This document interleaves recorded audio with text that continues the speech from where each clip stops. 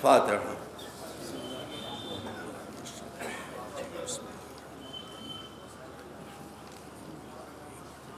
سب کر سکتے ہو، ایکسپوجر پر دھیان نہیں دے سکتے۔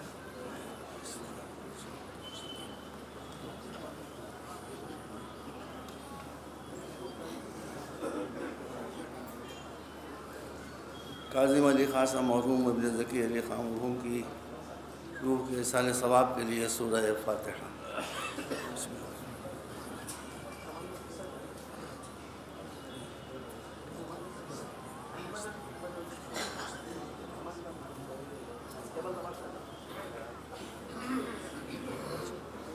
ایک بچہ 6 مہینے کا اسپتال میں داخل ہے، اس کے دل کا آپریشن ہے، آپ حضرات دل سے اس کی شفا یابی کریے۔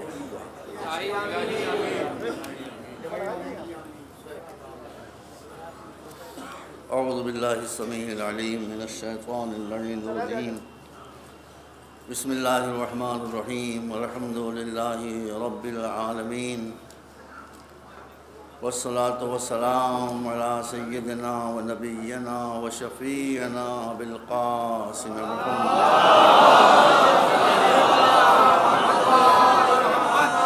آلہ الطیبین الطاہرین المعصومین الہداة المہدیین الذین اذہب اللہ عنہم الرجس وطہرہم تطہیرا۔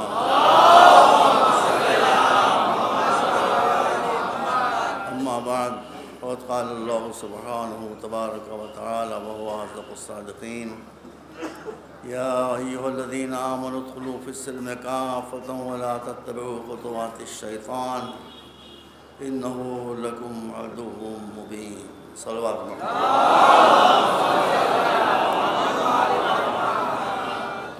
برادران عزیز، قرآن کریم میں ارشاد اقدس الہی ہے کہ اگر تم اپنے کو مومن سمجھتے ہو تو دین اسلام میں مکمل طریقے سے داخل ہو جاؤ۔ شیطان کبھی مایوس نہیں ہوتا، وہ تمہاری زندگی کی آخری سانس تک تمہارا پیچھا لیے ہوئے ہے، اس لیے اس کے شر سے بچنے کی ہمیشہ فکر کرتے رہو۔ صلوات پر محمد۔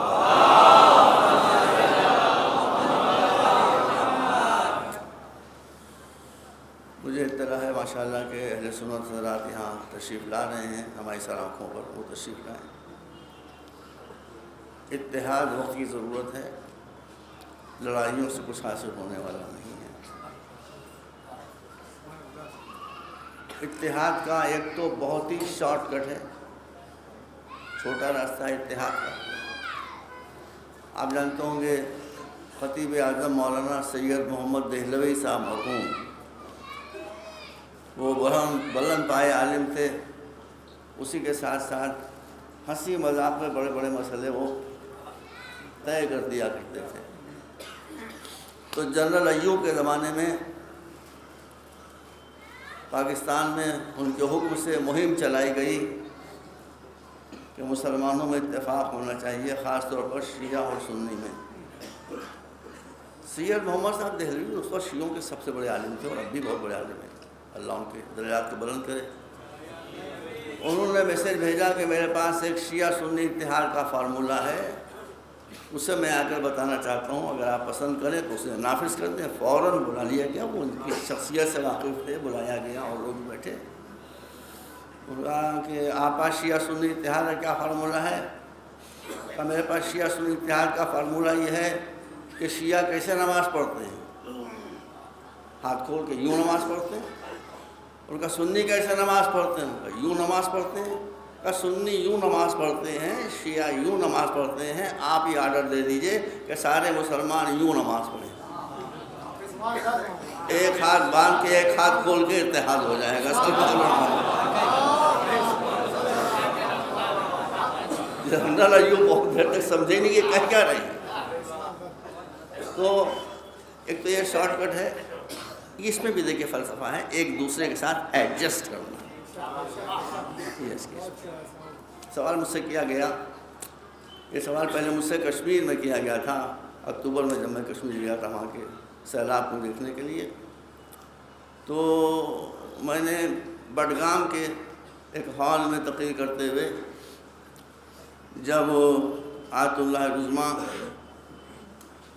حسین سستانی صاحب کا جو عالم تشیع کے مرجع وقت ہیں، یہ فتویٰ بتایا کہ شیعہ سنیوں کو مل کر رہنا چاہیے ہے، اور میں شیعوں کو حکم دیتا ہوں کہ وہ سنیوں کو اپنا بھائی نہ سمجھیں، اپنی جان اپنی روح سمجھیں۔ جو سنی حضرات یہاں تشریف فرما ہیں، مجھے ان کی خدمت میں یہ عرض کرنا ہے بات کو آگے بڑھانے سے پہلے کہ آپ نے تو دیکھ لیا کہ ہمارے علماء کا رول کیا ہے۔ آپ جو میں ان کا فتویٰ بھجوا سکتا ہوں، کو چھپا ہوا موجود ہے میرے پاس۔ آپ نے ہمارے اچھا یہی فتویٰ تقریباً کم و بیش الفاظ میں آیت اللہ خامنئی کا ہے جو ایران کے رہبر انقلاب ہے، اور سارے علماء کا آیت اللہ مجردی کے زمانے سے چلا آ رہا ہے یہی فتویٰ۔ اب میں آپ سے گزارش کرتا ہوں کہ آپ نے ہمارا جو مرجع تقریر تھا، جو سب سے بڑا شیعی دنیا کا عالم ہے، اس کا فتویٰ دیکھ لیا کہ ہم سنیوں کو اپنا بھائی نہ کہیں، اپنی جان اپنی روح کہیں۔ اب آپ اپنے جو بڑے بڑے علماء ہیں ان تک یہ پیغام پہنچائیے کہ انہوں نے تو یہ کہا ہے، اب آپ جواب میں کیا کہتے ہیں؟ یہ میری بہت مؤدبانہ گزارش ہے، محبت کا جواب محبت سے دینا چاہیے، پیار کا جواب پیار سے دینا چاہیے۔ یہ پریکٹیکل طریقہ ہے، یہی ہمارے علماء کا ویژن ہے۔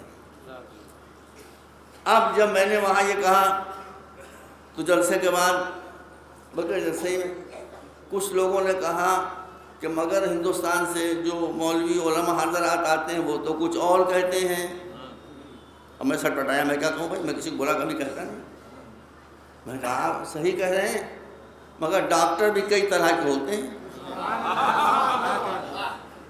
وہ بھی باعزت ہے بھائی، ہم کسی کی تو ہمارے چھوٹے بھائی ہیں یا بچے، تو میں ان کو دوسرا تو نہیں سکتا۔ میں نے کہا ایک RMP ہوتا ہے، رجسٹرڈ میڈیکل پریکٹیشنر، ایک BUMS ہوتا ہے، جانتے ہیں نا آپ لوگ، BUMS جو یونانی میڈیسن سے یہ ہوتا ہے، ایک DAMS ہوتا ہے، ایک MBBS ہوتا ہے، ایک MD ہوتا ہے، ایک MS ہوتا ہے، ایک ان کے اوپر بھی ہوتا ہے۔ یہ جو آپ سے باتیں کر رہے ہیں یہ بہت معزز ہیں، لیکن ان کی حیثیت BUMS سے زیادہ نہیں ہے۔ اور میں جو قول نقل کر رہا ہوں وہ چیف کا ہے۔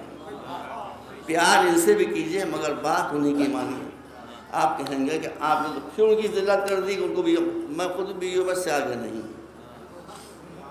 تو جو میں ہوں اپنی کیٹیگری کو میں پہچانتا ہوں۔ میری تقلید آپ پر واجب نہیں ہے، یہ بچے اور نوجوان جو ان کی تقلید ہم پر واجب نہیں ہے۔ جس کی تقلید واجب ہے وہ یہ کہتا ہے کہ یہ اتحاد کا زمانہ ہے، لڑنے کا زمانہ نہیں ہے۔ ایک مرتبہ سروات دیں آپ۔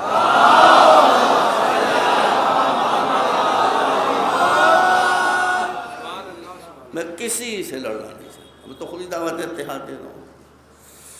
تو اب آج کی مجلس ہے اور کل کی مجلس ہے۔ اسلام میں عبادت کی بہت اہمیت ہے، نماز کی بہت اہمیت ہے، روزے کی بہت اہمیت ہے، حج کی بہت اہمیت ہے، بشرطے کہ مسلمان بے وقوف نہ ہو۔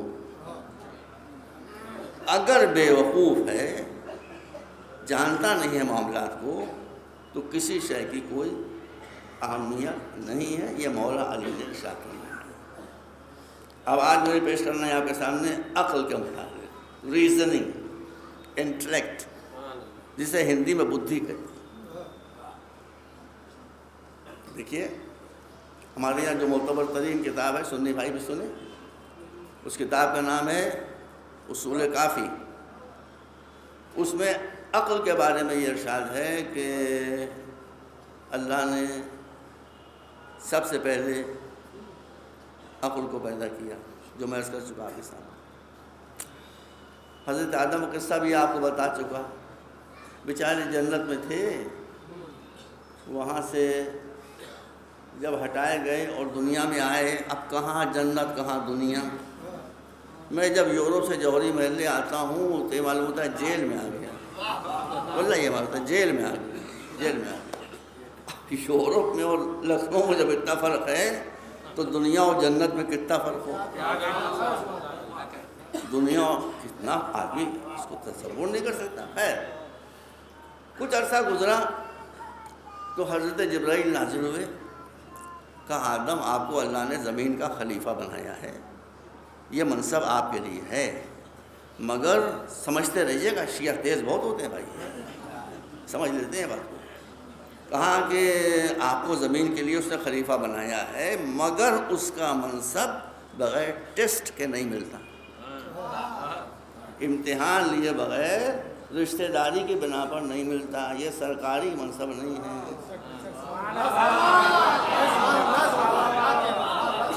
جو اس منصب کے لائق ہوتا ہے اس کو ملتا ہے. تو آپ کا بھی ایگزامینیشن لے گا، اوکے کیا امتحان ہے؟ کہا 3 چیزیں آپ کے سامنے رکھی جاتی ہیں، میرے پاس اس میں کافی موجود ہیں، گھر پہ آپ آئیے میں دکھا دوں آپ کو، ترجمے کے ساتھ ہے اردو عربی میں. تو کہا کہ 3 چیزوں میں تمہارا امتحان ہے، اگر 3 چیزوں میں سے تم نے ایک کو لینا ہے 2 کو چھوڑ دینا ہے. اگر صحیح کو چنا اور غلط کو چھوڑا اس میں جاؤ تو تم کو یہ منصب ملے گا. اور کنفیوز ہو گئے؟ اس کا مطلب ہے کہ منصب بھی سلیکشن سے ملتا ہے، الیکشن سے نہیں ملتا.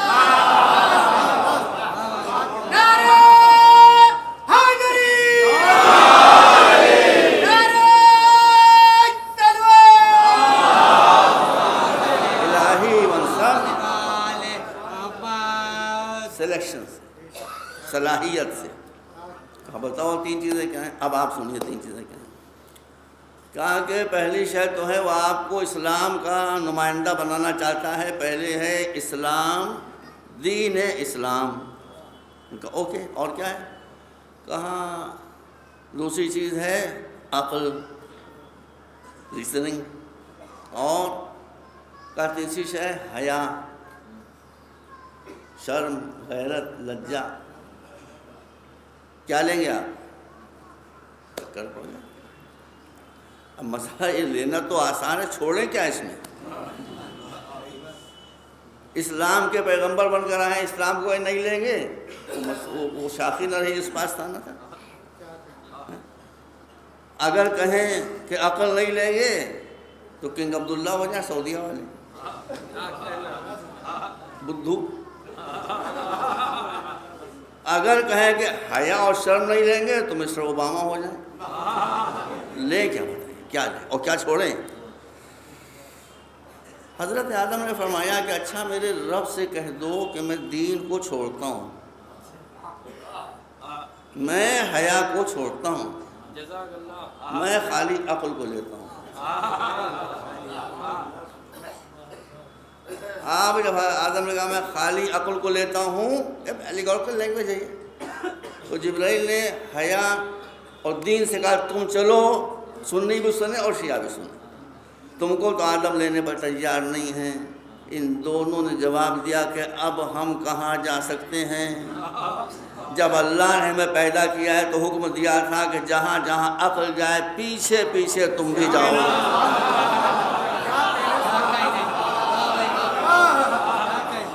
یہ دین اسلام کی خصوصیت ہے کہ اس میں دین آگے نہیں ہے، عقل آگے. دین آگے نہیں ہے، عقل آگے. میرے بھائیوں، مولا سے دعا مانگ کے آتا ہوں، تڑپ تڑپ کر کے میں کچھ بتا دوں آپ کو، کچھ سمجھا دوں، کوئی راستہ آپ کو نجات کا دکھا دوں. آپ ابھی آمین نہیں کہہ رہے، بلا بتائیے. آمین تو کہیے. میں دل سے مجلس پڑھ رہا ہوں. 25-30 برس کے بعد میں یہ مجلسیں لکھنؤ میں پڑھنے کا شرف اور عزت مجھے حاصل ہوئی ہے. اس کا مطلب یہ کہ ہمارے آگے آگے دین ہے. نماز دین ہے کہ نہیں ہے؟ روزہ دین ہے کہ نہیں ہے؟ حج دین ہے کہ نہیں ہے؟ سب. مگر عقل ان کے آگے ہے. آپ نماز پڑھیں مگر نماز پڑھتے وقت آپ کی عقل خبط نہ ہو جائے. عقل کی روشنی میں نماز پڑھیں. نماز آپ کو کیا میسیج دے رہی ہے؟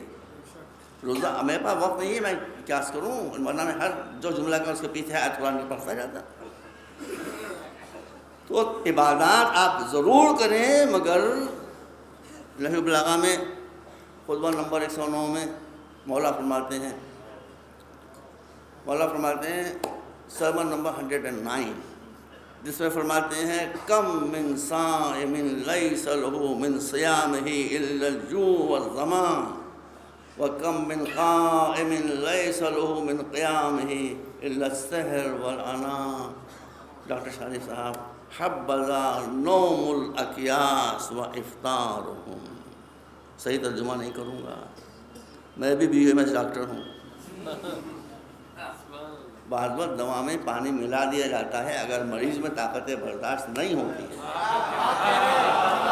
ہمیں کیا کریں؟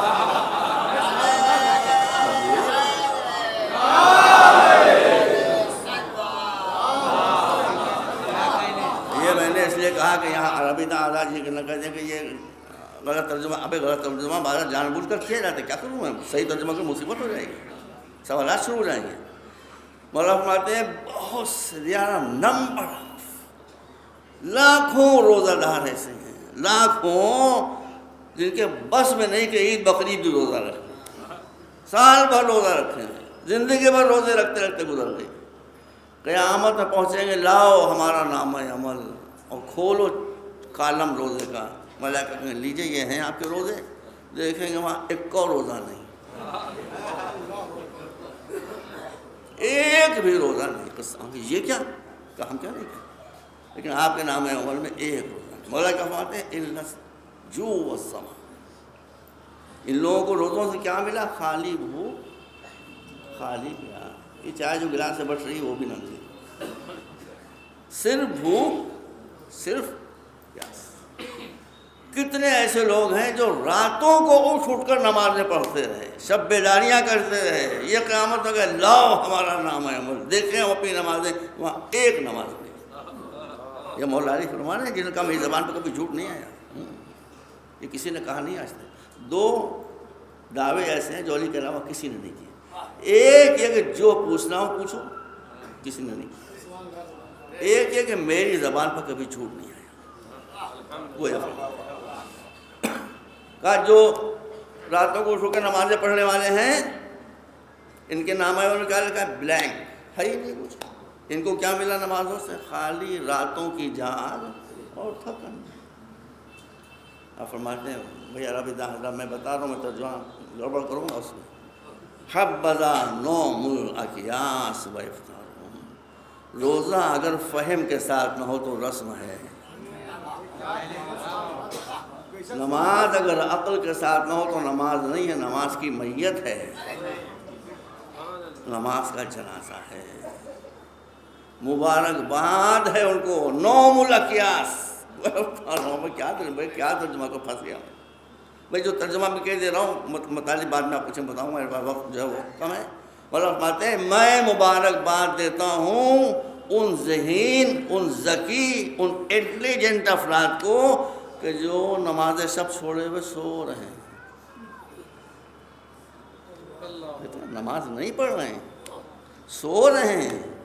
ایک وہ کہ جس کا پیدائش کا پہلا کام سجدہ، زندگی کا آخری کام سجدہ، وہ ہی کہہ رہا ہے کہ میں سونے والوں کو مبارکباد دیتا ہوں.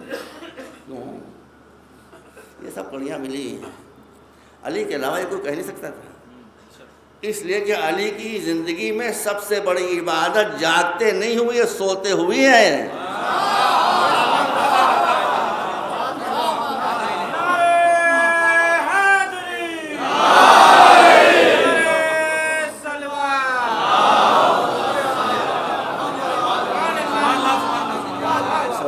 مولا سو رہے تھے میرے بھائیوں، اور فرماتے خود ایسی گہری نیند سویا جیسی کبھی. اب اس کا معنی کیا ہو تفسیر کا موقع نہیں، لیکن جو الفاظ ہیں وہ یہی ہیں. کیوں؟ نماز عادت نہیں ہے، نماز فریضہ. جاننا ہے کب نماز پڑھنا عبادت ہے، کب نماز چھوڑنا عبادت ہے.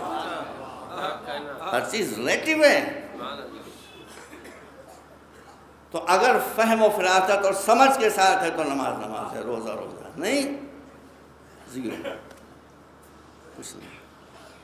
اب اس کا فیصلہ کیسے ہوگا کہ نماز کو اس وقت ہم کیسے پڑھیں؟ چھوٹی سی پڑھیں نماز کے بڑی سی پڑھیں؟ اس کا فیصلہ انسان کی عقل کرے گی. عقل بتائے گی کہ واٹس یور ڈیوٹی از. اس وقت تمہاری ڈیوٹی کیا ہے. نماز کو اگر رسم بنا دیں گے تو وہ اتنا ہی آپ پڑھیں گے ہر وقت، اور نماز کو اگر رسم نہیں بنائیں گے ایک مشن بنائیں گے. تو اس کی ادائیگی کے طریقوں میں تبدیلیاں ہوتی رہیں گی. جیسے میں نے عرض کیا ارے علی کی نماز اللہ اکبر، مگر کوئی نماز مجھے آپ بتائیں بھائی، کوئی نماز آپ ایسی بتائیں. صبح شب ہجرت ہے اور مولا آپ آ گئے ہیں رسول کے پاس. رسول نے مسکرائے کہا علی تم میرے بستر پر سوئے، تم کو دیکھیے بھائی تم کو خبر ہے کہ اللہ نے تمہیں کیا ثواب، کسی نماز مولا کا یہ ثواب بتائیں. امام بڑے میں کر رہا ہوں مولا علی کی نماز، کسی نماز کا ثواب بتائیں. کہاں بتائیے؟ کہا تم جو میرے بستر پر سو رہے تھے اس میں تم نے ہزاروں سانسیں لیں، اس میں سے ایک سانس کا ثواب اگر محشر کے سارے گناہ گاروں پر تقسیم ہو جائے تو سب کی نجات ہو جائے.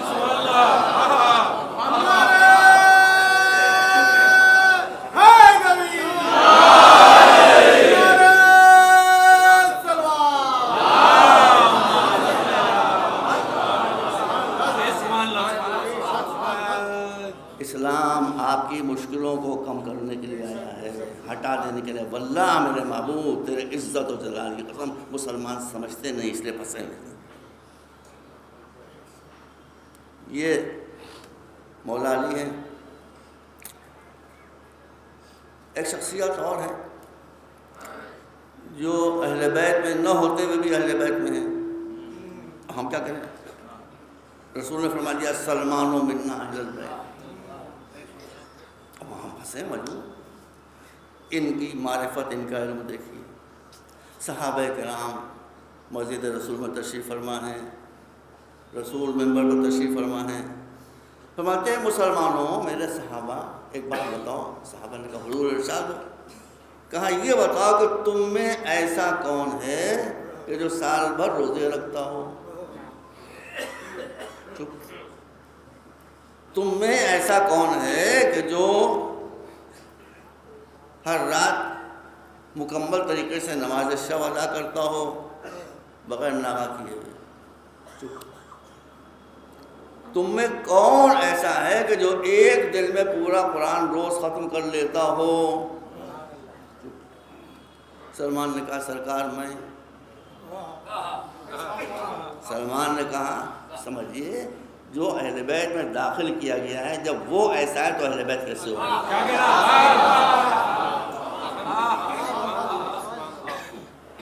حضور میں آوازیں آنے لگی. حضور یہ کہتے ہیں کہ ہم سال بھر روزے رکھتے ہیں. کل تو ہم نے ان کو چائے پیتے دیکھا تھا کاظم ہوٹل میں مثلا. معلوم ہو گیا حضور ہم نے ان کو کھجوریں کھاتے دیکھا تھے روزے سے.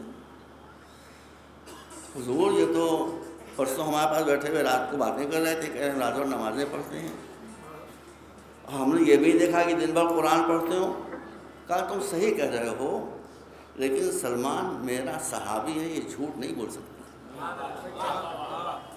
پوچھو ان سے. کہا حضور میں یہ سب کرتا ہوں. جتنا عقل کم استعمال کریں گے عبادتوں کی کوانٹٹی بڑھتی جائے گی. جتنا عقل استعمال کریں گے کوالٹی بڑھے گی، کوانٹٹی ڈاؤن. کوالٹی بڑھے گی، کوانٹٹی ڈاؤن. کہا اچھا تو بتاؤ. کہا حضور ہم تو وہ مانتے ہیں جو آپ نے کہا. آپ نے فرمایا تھا کہ اگر تم رات کو سونے سے پہلے وضو کر لو گے تو خراٹے لے رہے ہوگے مگر تمہیں پوری رات عبادت بدلانے کا ثواب ملے گا. میں یہ چھوٹا کام کرتا ہوں، ہمیشہ وضو کر کے سوتا ہوں. کہا ٹھیک ہے. حضور آپ نے کہا کہ اگر 11، 12، 13 کو ہماری مہینے کی تاریخ کو روزے رکھ لو گے تو سمجھو پورے مہینے کے روزے تم نے رکھے. میں مہینے میں 3 روزے رکھتا ہوں. آپ نے فرمایا کہ سونے سے پہلے 3 مرتبہ سورہ توحید قل هو اللہ احد اللہ الصمد پڑھ لو گے پورا قرآن پڑھ لیا. اس کا مطلب ہے کہ جہاں عقل کم ہوتی ہے وہاں عبادتوں کی لمبائی زیادہ ہوتی ہے. اسلام عقل کا مذہب ہے، مصیبتوں کا مذہب نہیں ہے یہ واقعہ کا نہیں. اب یہی سلمان ہے، ان کی معرفت کو دیکھیے. اسلام کی سب سے خطرناک جنگ تھی جنگ خندق. اس کے لیے پورا سورہ موجود ہے، سورۃ الاحزاب 22ویں پارے میں۔ ایک مرتبہ صلوات دیں۔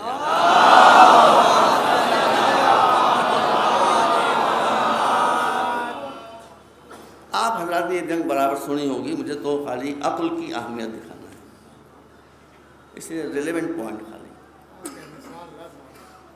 اس جنگ میں 15,000 مشرکین و کافر آئے تھے رسول سے لڑنے کے لیے، 15,000 15,000 بڑے بڑے ویریئر تھے اس میں۔ اس میں ایک پہلوان ویریئر عمرو ابن عبد ود بھی تھا، ود نہ کہیے گا، ود بھی تھا، ود ایک بت کا نام ہے اسی، ود بھی تھا۔ یہ مختصر یہ کہ جو خندق کھدی ہوئی تھی اس کو پار کر کے ادھر آ گیا، اور آنے کے بعد رسول کی شان میں بلند آواز سے کہ رسول سنیں، بڑی بدتمیزی کی باتیں سے بکنے شروع کر دی، بڑی بدتمیزی کی بات۔ ڈنمارک میں کارٹون بنائے گئے تھے تو پاکستانی مسلمانوں کو اتنا جوش آیا کہ عقل کو ریٹائر کر دیا، اپنے ہی دکانوں کو جلانا شروع کر دیا۔ یہ دیکھیں، اپنے ہی آفس سے تو دکانہ، یہ پاگل پن کی ذریعہ ہے، یہ عقل کی بات ہے۔ اب رسول وہاں کہہ رہے ہیں، ہے کوئی اس کا جواب دینے والا؟ ہے کوئی جواب دینے والا؟ تاریخ جملے کان علی رؤوس مطیع، بھینسوں کو دیکھا ہے نا آپ نے، بھینس کے سر کے اوپر جب کوا بیٹھ کر اس کے آنکھ کی کیچڑ کھاتا ہے تو بھینس سر نہیں ہلاتی کہ سر ہلاؤں گے تو یہ کوا اڑ جائے گا۔ اس کو عربی میں اس وقت کہتے ہیں کہ جب آدمی بالکل سائلنٹ بیٹھا ہو، سر نہ ہلا رہا ہو، یہ تو ایسا معلوم ہوتا ہے جیسے بھینس کے سر پر کوا بیٹھا ہے۔ سب کی کیفیت یہی تھی کہ بھینسوں کے سروں پر کوے بیٹھے ہوئے، بھینسوں سب چپ۔ وہی 10 برس کا 11 برس کا بچہ جو دعوت ذوالعرشرہ میں اٹھا تھا آنا، وہاں کہنے کی بات تھی، یہاں کرنے کی بات۔ آدمی وہ سینئر نہیں ہے، جونیئر ہے، 22 سال کی عمر ہے، ہر دفعہ وہ کہتا ہے میں۔ اب رسول کیا کرے، کوئی ہے ہی نہیں، یہ 22 سال کا نوجوان۔ ایک بات بتا دوں، سب سنی حضرات سماعت فرمائیں، تاریخ کو پڑھیے، یہاں پر پھر رسول نے بتایا، کہا کہ جو آج امر کے مقابلے کے لیے جائے گا وہی میرا سکسیسر ہوگا، وہی میرا جانشین ہوگا، وہی میرا خلیفہ ہوگا۔ ارے بھائی، خلافت کا نیلام ہو رہا ہے، بولی بولو لے لو۔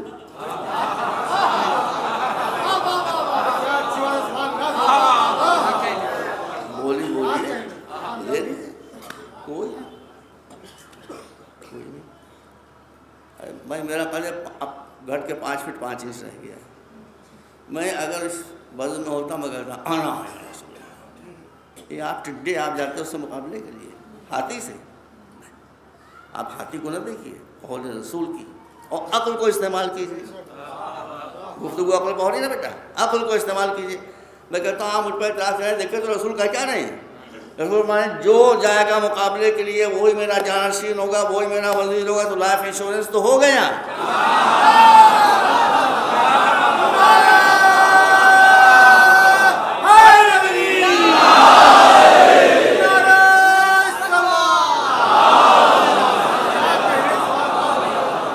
مر جاؤں گا تو رسول کا خلیفہ کیسے ہوں گا، مر جاؤں گا سکسیسر کیسے ہوں گا۔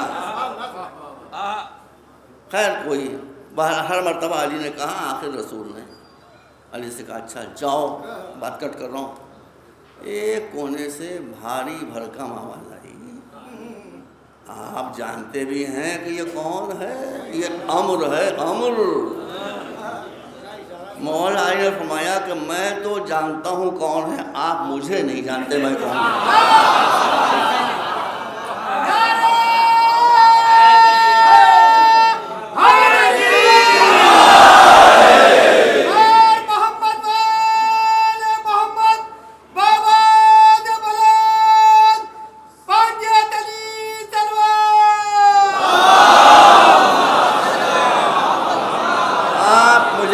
دیکھتے ہیں پہچانتے نہیں ہیں، میں اپنے کو بھی پہچانتا ہوں، اس کو بھی پہچانتا ہوں۔ بس اب جنگ تھوڑی مجھے پڑھنا ہے، عقل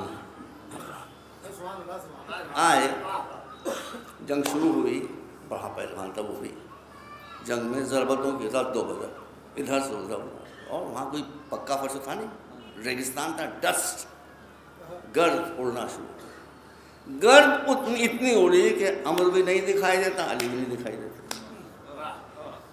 اب کے بھی تاریخوں کو پڑھ لیے، رسول نے فرمایا کہ ہے کوئی جو جنگ کے میدان میں جائے، جا کر دیکھ کر آئے کہ وہاں پوزیشن کیا ہے، اور سن لو جو آ کر مجھے میرے بھائی کی فتح کی خوشخبری سنائے، جو میرے بھائی کی فتح کی خوشخبری سنائے گا میں جنت اسے انعام میں دے دوں گا۔ جس کی فتح کی خوشخبری پر جنت مل جائے خود اس کے جہاد کی منزل کی۔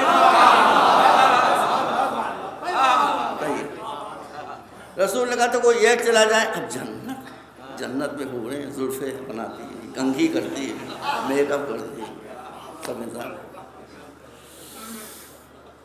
جتنے صحابہ تھے سب دوڑ گئے، دکھائی کچھ دیتا نہیں، وہ اسپاٹ کے جہاں جنگ ہو رہی تھی اس کو جا کر چاروں طرف سے گھیر لیا، ایک سلمان نہیں گئے، سلمان رسول کے پہلو میں بیٹھے رہے، رسول نے بھی کچھ نہ کہا۔ کسی صحابی نے کہا محترم صاحب آپ نہیں چل رہے، کہا کہ میں تو جنت کے لیے بھی پہلو میں رسول چھوڑنے کے لیے تیار نہیں، میری جنت تو یہی ہے جہاں میں بیٹھا، میری جنت تو یہی ہے جہاں بیٹھا۔ خیر وہاں کی دکھائی کسی کو دیتا نہیں، ایک مرتبہ علی کی آواز آئی اللہ اکبر، صحابہ سمجھ گئے کہ اللہ اکبر بتا رہا ہے کہ جنگ علی کے حق میں فیصلہ کن ہو گئی۔ بھیا تاریخ پڑھیے، اب اس میں جوان بھی ہیں، بوڑھے بھی ہیں، نوجوان بھی ہیں، بہت زیادہ بوڑھے بھی ہیں، فل اسکیلیٹر، جس میں جتنی طاقت ہے وہ اتنی طاقت سے دوڑ رہا ہے۔ اب اس میں ایسے بھی ہیں جن کو دوڑنے کی پریکٹس پہلے سے نہیں تھی، ایسے بھی ہیں جن کو پریکٹس تھی، بہرحال جس میں جتنی طاقت تھی وہ اتنی طاقت سے دوڑ رہا تھا۔ کرسے بھی کھینچے جا رہے تھے، دامن بھی پکڑے جا رہے تھے کہ آگے بڑھا جاتا ہے۔ سلمان بیچارے رسول کے پاس بیٹھے ہوئے تھے، انہوں نے جب یہ منظر دیکھا کہ لوگ ہنستے ہوئے دوڑتے ہوئے چلے آ رہے ہیں، یہیں بیٹھے بیٹھے کہہ دیا حضور بھائی کی فتح مبارک ہو۔ رسول نے کہا جنت تمہیں، سلمان تمہیں جنت مبارک ہو۔ اس واقعے نے بتا دیا دوڑنے، دھوپنے، محنت، مشقت، کھانسی سے جنت نہیں ملتی، عقل کے استعمال سے جنت۔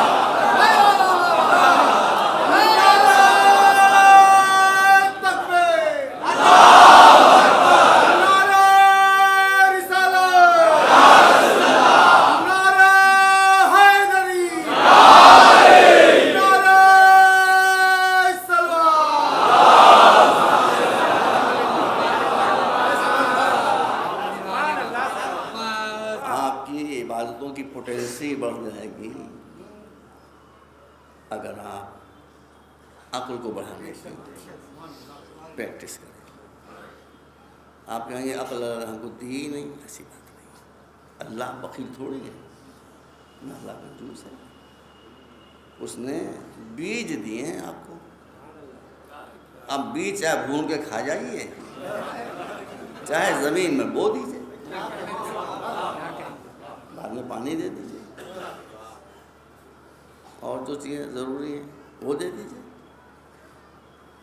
اس نے آپ کو، ہر انسان کو، دیکھیے اس نے انسان کو جو دیا ہے وہ کسی کو نہیں دیا، ملائکہ کو بھی نہیں دیا، جناتوں کو بھی نہیں دیا ہے، جانوروں کسی کو نہیں دیا ہے، جو انسان کو دیا ہے۔ کچھ چیزیں ایسی ہیں جو صرف انسان کو ملی ہیں، انسان اس کی قدر نہیں کرتا۔ علم اس نے کسی کو نہیں دیا سوائے انسان، علم آدم الاسماء کلها ثم عرضهم على الملائکۃ الی آخر الآیہ۔ علم اس نے سوائے انسان کے اور کسی کو نہیں دیا۔ جب اللہ نے صرف آپ کو علم دیا ہے، اس علم کو بڑھائیے۔ عقل اس نے صرف انسان کو دی ہے، انسان کے علاوہ کسی کو نہیں دی ہے. عقل کی قدر کیجیے. اب میں آپ کو اتنا بتانا چاہتا ہوں، اگر کوئی آدمی یہاں پر ہو اور اس گروہ سے تعلق ہو جو کھانے کا بہت زیادہ شوقین ہوتا ہے، کھائے چلا جا رہا ہے، کھائے چلا، طاقت بڑھانے کے لیے کھائے چلا جا رہا ہے، کھائے چلا جا رہا ہے، کھائے چلا جا رہا ہے، طاقت بڑھے گی؟ نہیں بڑھے گی. ہاں، جتنی غذا طاقتور کھائے اسی کے لحاظ سے ایکسرسائز بھی کرے، ورزش بھی کرے، دوڑے بھی، بھاگے بھی، تب عقل بڑھے گی. اور اگر کوئی آدمی خالی ایکسرسائز کر رہا ہے، پیٹ ہے خالی، تو ٹی بی ہو جائے گی. خالی پیٹ میں آپ ایکسرسائز نہ کریے گا، کبھی بیمار ہو جائیے. پیٹ بھی بقدر ضرورت بھرا ہوا ہو، ایکسرسائز بھی ہو رہی، تب آپ کی طاقت میں اضافہ ہوگا. تو عقل کی طاقت بڑھانے کے لیے غذا بھی ہے، ایکسرسائز بھی ہے. غذا کا نام ہے علم، ایکسرسائز کا نام ہے فکر اور تھنکنگ. اگر آپ علم کی غذا دیں گے اپنے آپ کو، اپنے وجود کو، اور فکر کریں گے، عقل بڑھتی جائے گی. اب عقل کی نشو و نما چونکہ فکر کے ذریعے ہوتی ہے. میں معبود جانتا ہوں کہ نماز کی اہمیت کیا ہے، روزے کی عبادات کی اہمیت کیا ہے، میں جانتا ہوں، میں اس کا انکار تھوڑی کر رہا ہوں. لیکن یہاں پہ یہ ہے کہ حضور فرماتے ہیں کہ فکر و ساعتن خیر عبادت 70 سنہ. تم 70 برس تک خالی عبادت کرتے رہو ایک طرف، تھوڑی دیر بیٹھ کر کسی پرابلم پر غور کر لو، یہ ایک طرف. قیامت میں تمہارا اجر اس تھنکنگ کا، اس فکر کا زیادہ ہوگا، ان عبادتوں کا اتنا زیادہ.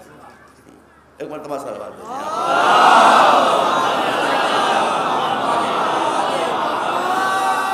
ایک مرتبہ اور صلوات دیجیے.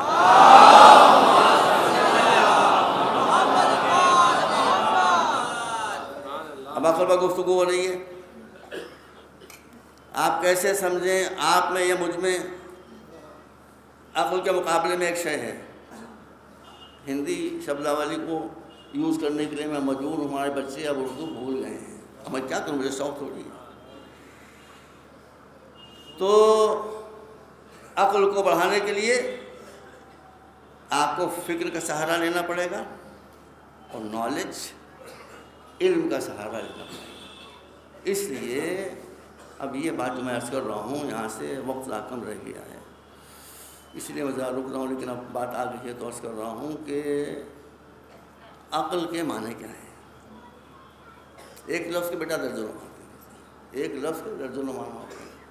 اسلام کی آئیڈیالوجی میں ہم صرف ان میننگز کو ایکسیپٹ کریں گے جو اہل بیت فرمائیں. کیا یہ غلط ہے؟ کیا یہ غلط ہے؟ اب سرکاری ترجمان امام فرماتے ہیں، کسی نے پوچھا کہ فرزند رسول یہ بتائیے عقل کی ڈیفینیشن کیا ہے. صحیح کہا، بالکل صحیح کہا. اس لیے بعد میں نے اس پر غور کیا، بالکل صحیح بات ہے، بہت گہری بات ہے. مولا فرماتے ہیں عقل اس قوت کا نام ہے کہ اگر یہ قوت تمہارے پاس ہے تو دنیا کی ہر شے تمہارے سامنے سرنڈر کرتی چلی ہے.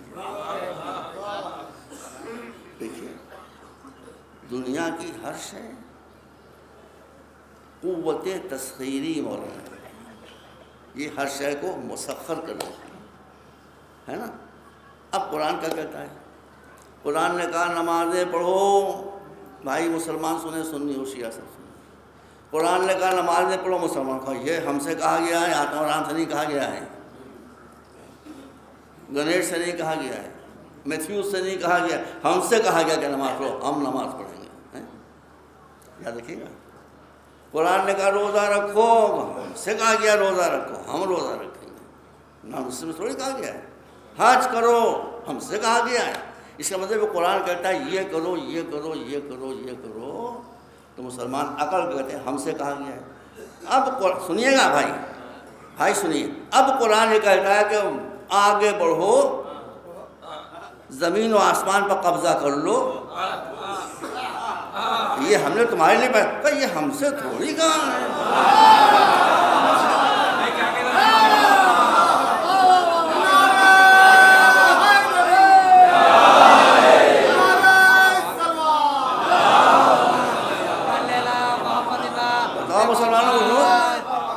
انشاءاللہ قرآن یاد ہوگا، مجھے بھی یاد ہے۔ سخر لکم ما فی السماوات والارض، زمین سے لے کر آسمانوں تک جو کچھ ہے تم صحیح راستوں پر چلو، یہ سب ہم نے تمہاری مٹھی میں دے دیا ہے۔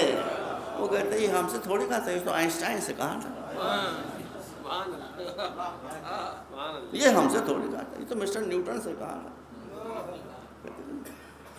اس کا مطلب یہ ہے کہ مسلمانوں کو یہ نہیں معلوم ہے کہ قرآن کا پیغام ان کے لیے کیا ہے۔ ایک آیت تھوڑی 50 آیتیں اس طرح جگہ جگہ پر، پانی کو ہم نے تمہارے لیے مسخر کر دیا، مسخر مانے کیپچرڈ، گو اینڈ کیپچرڈ، لے لو اپنی ہواؤں کو، اگر یہ آیتیں پڑھ دوں آپ کے سامنے وقت ہم، ہواؤں کو ہم نے تمہاری مٹھی میں دے دیا ہے، آسمانوں کو مٹھی میں دے دیا ہے، چاند و تاروں کو۔ رسول اہل بیت کا کام کیا تھا؟ ان احمق مسلمانوں کو یہ دکھا دیں کہ جو اللہ نے کہا ہے وہ صحیح ہے۔ قرآن نے کیا کہا؟ پڑھیے قرآن، سورج تمہارے لیے مسخر، تمہاری مٹھی میں، مٹھی کا مطلب جو چاہے کرو، چاند تمہارے لیے مسخر، جیسے کہا تمہاری اطاعت کرے گا، ستارہ تمہاری مٹھی میں تمہاری اطاعت کرے گا۔ مسلمان کو کیسے کیسے کیسے کیسے کیسے ہمیں یقین نہیں آتا، ہمیں وشواس نہیں آتا، ہمیں بلیو نہیں ہوتا۔ رسول نے دکھا دیا،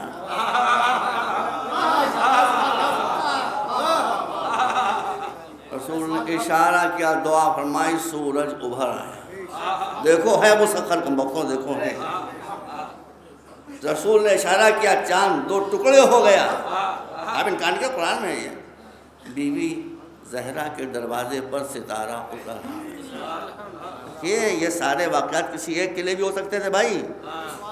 رسولی کے لیے سورج بھی ابھرتا، چاند بھی 2 ٹکڑے ہوتا، ستارہ بھی اترا، علی کے لیے بھی ایسا ہو سکتا تھا۔ اگر ایسا ہوتا تو سارے جو کارنامے تھے وہ ایک ذات میں منحصر ہو جاتے، پوری لائن بنا دی، پوری لائن بنا دی۔ رسول کی عظمت کو دیکھنا ہو، علی کی عظمت کو دیکھنا ہو۔ اب بچے ہمارے بیٹھے ہیں، ہمارے پیارے پیارے بچے ہیں، بچوں میں تڑپ رہا ہوں واللہ، میں اس مولا کے تقدس کی قسم کھا، میرا کوئی اور مشن نہیں ہے، میرا مشن یہ ہے میرے بچے پڑھ لیں پڑھ لیں پڑھ لیں۔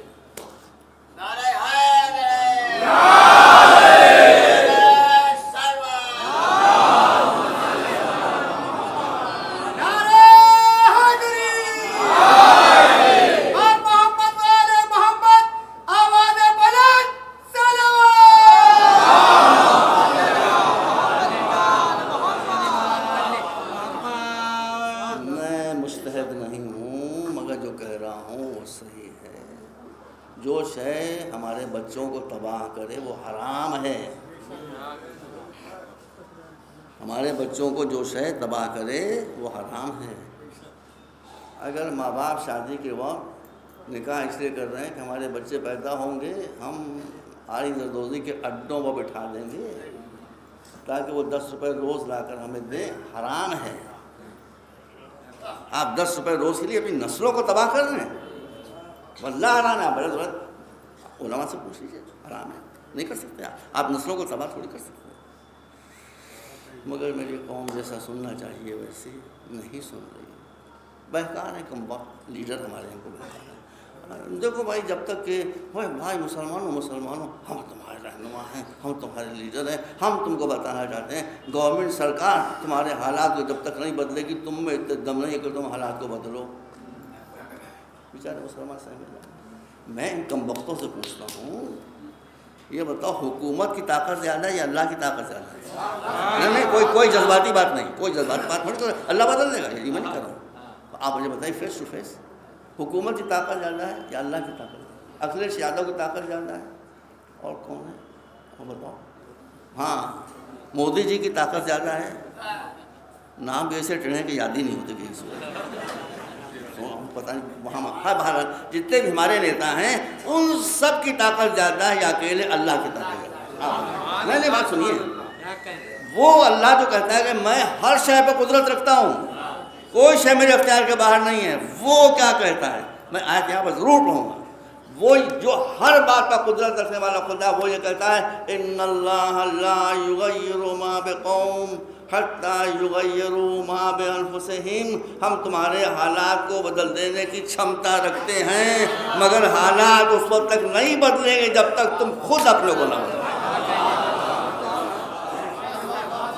آپ بتائیے واللہ، آپ بتائیے میں غلط کہہ رہا ہوں؟ جو اللہ کہہ رہا پہلے اپنے کو بدلو پھر ہم توجہ کریں گے، تو دنیا کون سا وہ نیتا ہے جو آپ سے کہے تم اپنے کو نہ بدلو، ہم بیٹھے تم کو بدلنے کے لیے نہیں بیٹھے ہیں، بدلہ لینے کے لیے بیٹھے ہیں۔ اس لیے آپ حسین ابن علی کے ماننے، آپ مولا علی کے ماننے، میں بھی ان کے غلاموں کا غلام ہوں، آپ رسول کریم کے ماننے۔ ساری برائیاں جو رسول نے فرمایا ہے، ساری برائیاں ایک پوائنٹ سے، ایک جڑ سے پیدا ہوتی ہیں، جس کا نام ہے اگنورنس، جس کا نام ہے اگیانتا۔ آگے بڑھیے، آپ دہلے جاتے ہیں کہ ہم کیسے پڑھیں، پیسے نہیں ہمارے، آپ پڑھ کے تو دیکھیے، آپ اپنی چھمتا دکھائیے، آپ تھوڑی محنت کیجیے، تھوڑی مشقت کیجیے، آپ کو سپورٹ کرنے والے اللہ پیدا کر دے گا۔ دیٹس مائی کمٹمنٹ، میرا کمٹمنٹ ہے آپ سے۔ لیکن آپ دہلے جاتے ہیں، آپ سہمے جاتے ہیں، وقت ضائع نہ کیجیے، وقت ضائع نہ کیجیے۔ وقت سے بڑھ کر کوئی شے قیمتی نہیں ہے۔ میں جب نماز پڑھ کر آتا ہوں تو تھوڑی دیر کے بعد ہی میرے محلے سے آواز آتی کو،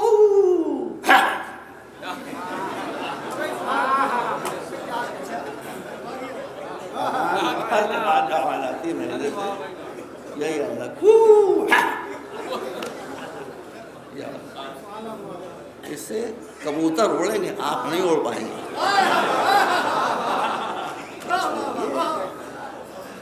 یہ کن چکروں میں آپ نے، بچے بیچارے ایک مفتی گنج میں نام تو خیر نہیں لوں گا مگر پتہ بتا دے رہا ہوں، مفتی گنج میں ایک صاحب ہے، آری زردوزی کا کام کرتے ہیں، غریب ہیں، رہنے کے لیے مکان نہیں ہے، اپنے بھائی کی مکان کے چھت کے اوپر رہتے ہیں، پلاسٹک شیٹس پڑی ہوئی ہیں، یہ سردی کا موسم دیکھیے، پلاسٹک شیٹس کو دیکھیے، نہ مکان ہے، نہ چھت ہے، نہ پیسہ ہے، نہ روپیہ ہے۔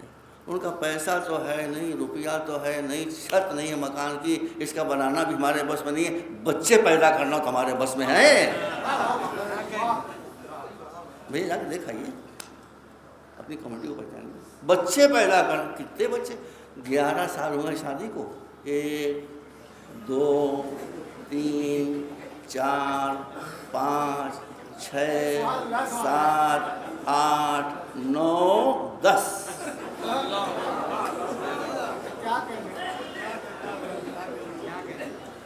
بھیا ہم نے 30 سال میں 4 بچے پیدا کیے، انہوں نے 11 سال میں 10 بچے پیدا کیے، 10۔ ارے تو کھانے کو روٹی نہیں بلّا دیکھیں، اور 10 بچے۔ اب مصیبت ہے کہ یہ بیمار ہوں گے تو کیا ہوگا، علاج کا۔ اب میں آگے بھیانک منظر ہے، میں بتا نہیں سکتا آپ کو، یہ کیا شے ہے، شادی ہے مگر عقل کو طلاق دینے کے بعد،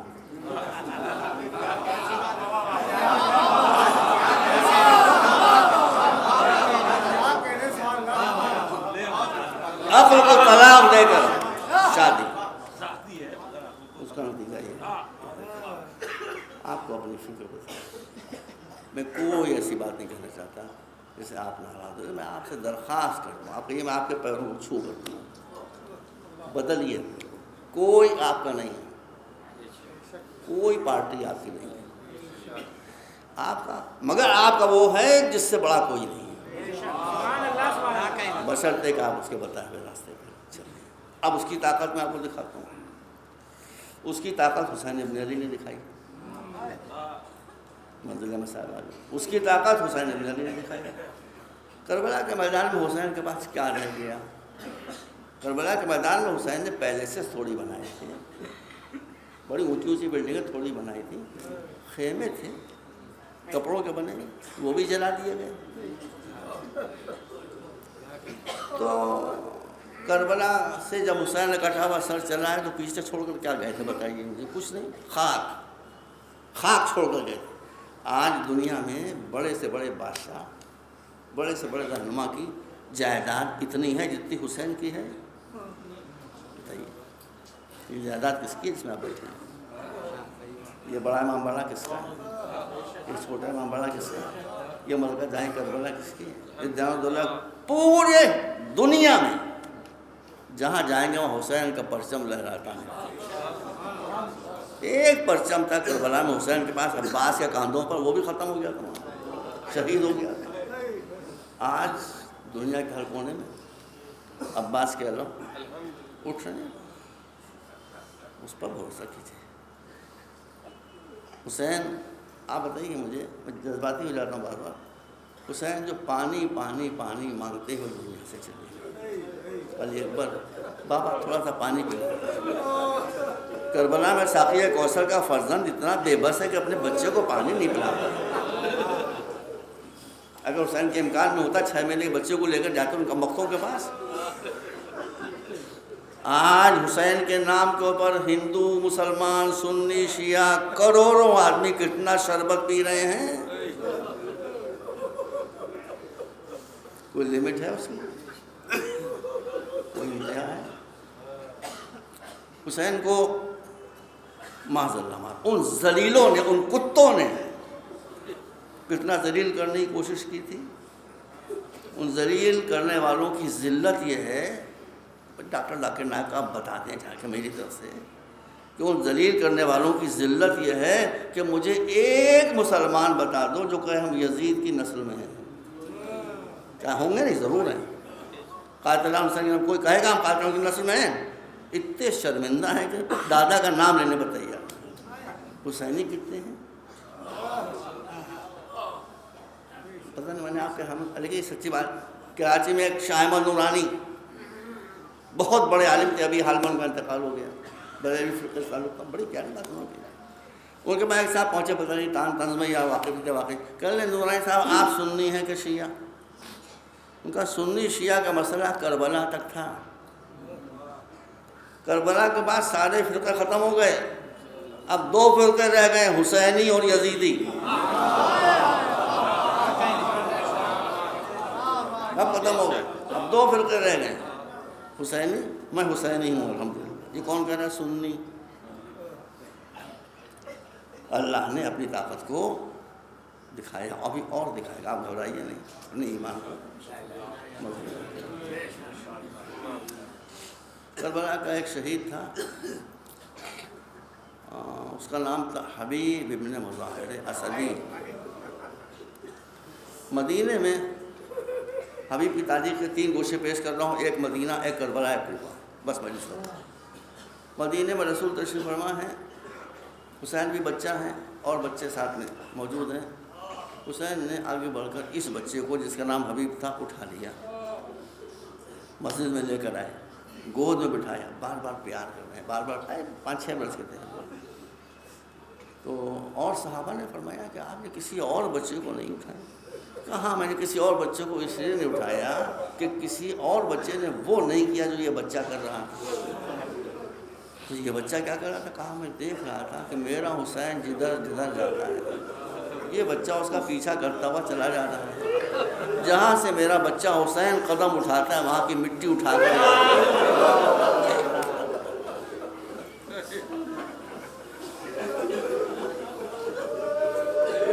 بس۔ عزیزوں، اب عاشور کے دن امام حسین نے چھوٹے چھوٹے جو پرچم تھے وہ الگ الگ گروپس میں تقسیم کر دیے، ایک پرچم رہ گیا۔ صحابہ نے فرمایا امام کے اصحاب نے کہ یہ پرچم بھی کسی کو دے دیجیے، کہا نہیں، اس کا مستحق آنے والا ہے۔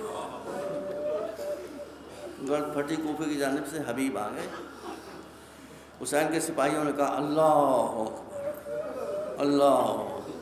بی بی زینب نے فضا سے کہا کہ میرے بھائی کے سپاہی اللہ اکبر، اللہ اکبر تو خوشی کے موقع پر کہا جاتا ہے، خوشی کہاں؟ بی بی آپ نے خط لکھوایا تھا نا حبیب کو؟ جناب زینب نے لکھوایا تھا بھائی، آپ کو تو یاد ہے، مجھے لکھوں میں کیا بیان کرنا ہے؟ بی بی زینب نے خط لکھوایا، وہ آپ کے بھائی کا دوست چاہنے والا آ گئے۔ اب آگے پڑھوں یا نہ پڑھوں؟ زینب نے کہا آ گیا، فضہ جاؤ جا کر حبیب کو میرا سلام کہہ دو۔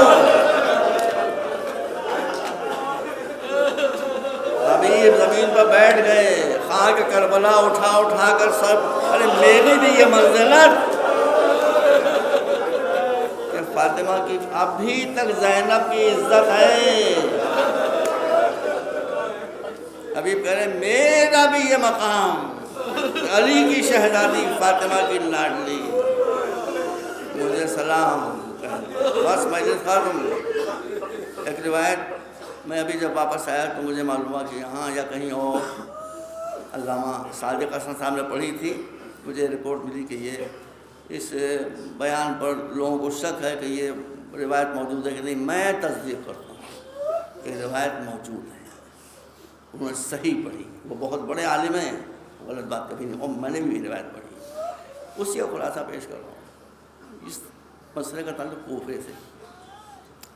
اب کوفے سے شہداء کے کٹے ہوئے سر اور اسیروں کا قافلہ گزرا۔ یہ سنی بھی بہت محب اہل بیت ہے بھائی، منیر صاحب سنی بھی بہت محب اہل بیت ہے۔ سیماب اکبر آبادی سنی ہے نا، وہ کیا کہتے ہیں، کیا قیامت کا شرکا ہے بیمار امام کے بارے میں، فرماتے ہیں کہ سجاد اسیر جور ہوئے، سجاد اسیر جور ہوئے، افسوس کسی نے یہ نہ کہا۔ سجاد اسیر سنی کہہ رہا ہے، سجاد اسیر جور ہوئے، افسوس کسی نے یہ نہ کہا، یہ پاؤں ستون کعبہ ہے، زنجیر کسے پہنا تھا۔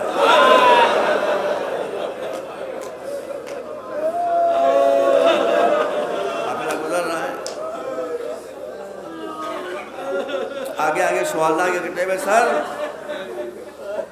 نیزوں کی نوکوں پر، پیچھے پیچھے اسیر، انہی سروں میں ایک نوک مولانا خالد صادق صاحب نے صحیح بتایا، انہی سروں میں سے ایک نیزے کے اوپر حضرت حبیب کا سر۔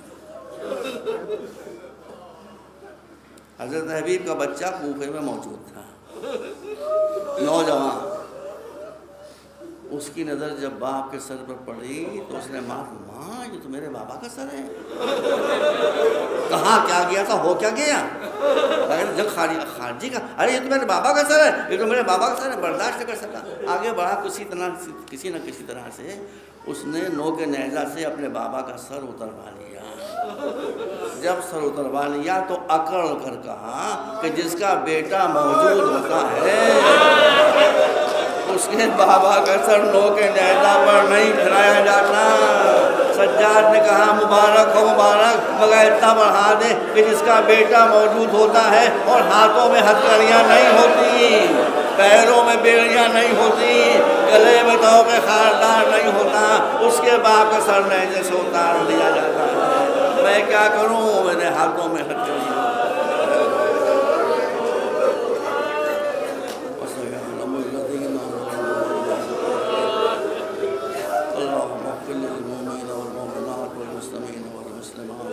الأحياء منهم والأموات إنك تقضي